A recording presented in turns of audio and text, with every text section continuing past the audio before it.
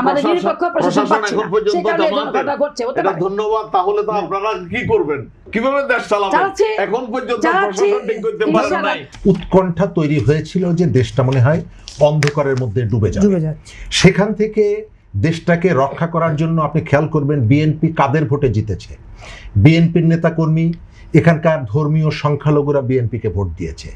যে নারী নির্বিঘ্নে নিরাপদে শহরের রাস্তায় চলতে চায় সে বিএনপিকে ভোট দিয়েছে।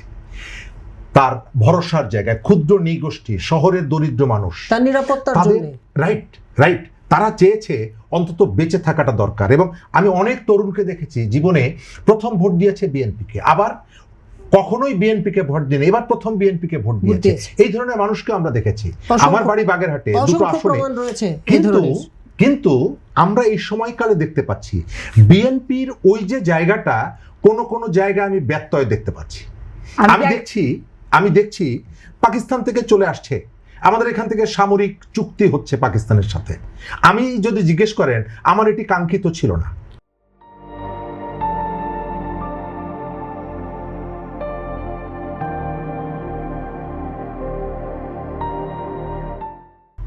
আমি এখানে ভারতেরও মাতব্বারি চাই না, পাকিস্তান আমেরিকা কারোরই চাই না। কিন্তু বিএনপির সেই রাজনীতিতে আপনি একজন বীরশ্রেষ্ঠর স্মৃতি ভাস্কর্য ভাঙবে সরকার জানবে না কেন? ওই যে ভোটার জনগোষ্ঠী, তার কাছে একটা ভুল না। এখানে আমি যেটা নিউজটা দেখেছি, আমি নিজে পড়েছি, সেটা হলো যে হামিদুর রহমান সাহেবের মানে ভাস্করটা যে জায়গায় করা হয়েছে একটা রাস্তার মানে 4 রাস্তার মোড়ে, এবং সেটা আপনার এত উঁচু করে করা হয়েছে যে বাস যখন যায় তখন ওই সাইডের যাত্রী বাস দেখতে পায় না, সেই জন্য ওটা ভেঙে আপনাকে সর্বশেষ তথ্য দিয়ে আজকে বিকেলে জেলা প্রশাসন এটি স্থগিত করেছে।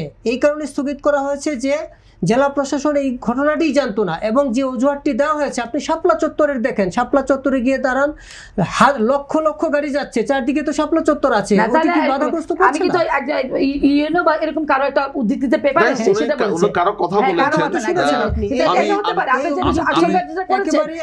আশঙ্কা যেটা করেছেন সেটা হতে পারে, বিকজ প্রশাসনে এখনো আমি বলতে পারি প্রশাসনে এখনো আমাদের না, প্রশাসনে আপনার 17 বছর যারা ক্ষমতা ছিল তারা, আর গত 17 মাস ইউনূস সাহেবের নেতৃত্বে জামাত ইসলামের যারা ছিল তারা এখন এই দুই দলের সরকার ক্ষমতায় থাকার কারণে ওনাকে ধন্যবাদ যে আমাদের নিরপেক্ষ প্রশাসন পাচ্ছি না, সেই কারণে এই ঘটনা ঘটছে। এটা ধন্যবাদ। তাহলে তো আপনারা কি করবেন, কিভাবে দেশ চালাবেন?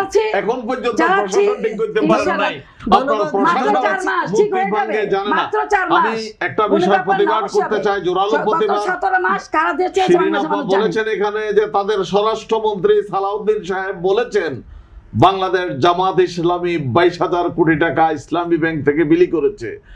আমি বলবো সালাউদ্দিন সাহেবের হিতাহিত জ্ঞান তিনি হারিয়েছেন, কারণ কোন ব্যাংক কোন দলকে টাকা দিতে পারে না। আপনি সেটা চ্যালেঞ্জ করেন, আপনি কি সেটা চ্যালেঞ্জ করছেন? জামাত ইসলামী, বাংলাদেশ জামাত ইসলামের কোন ভাইকে একটু তথ্য দেই। সালাউদ্দিন সাহেব প্রথম যে তথ্যটা নিয়ে এসেছিলেন তার প্রতিবাদ করেছিলেন। এরপরে তিনি যখন আবার চ্যালেঞ্জ ছুড়ে দিয়েছেন যে আমি যে তথ্য কাগজ নিয়ে এসেছি চ্যালেঞ্জ গ্রহণ করবেন, তার আগে কিন্তু বিরোধী দলের নেতা বলেছিলেন আমি আপনাকে মেডেল দিব যদি মিথ্যা প্রমাণ হয়।